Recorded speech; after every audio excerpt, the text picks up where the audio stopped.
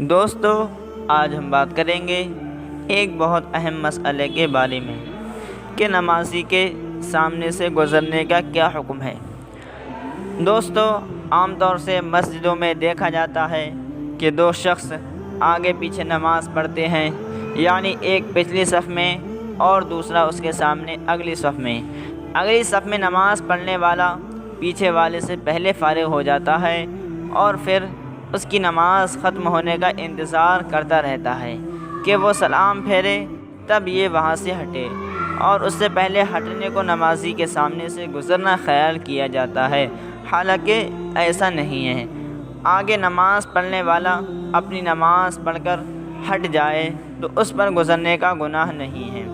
خلاصہ یہ ہے کہ نمازی کے سامنے سے گزرنا منع ہے، ہٹنا منع نہیں۔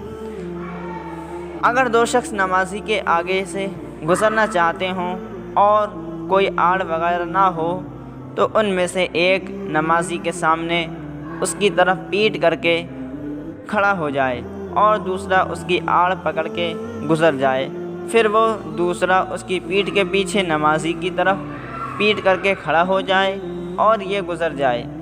وہ دوسرا جدھر سے آیا اسی طرف ہٹ جائے۔ اس سے ظاہر ہے کہ گزرنے اور ہٹنے میں فرق ہے،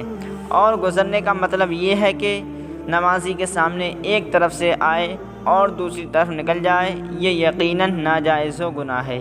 اور اگر نمازی کے سامنے بیٹھا ہے اور کسی طرف ہٹ جائے تو یہ گزرنا نہیں ہے اور اس میں کوئی گناہ نہیں۔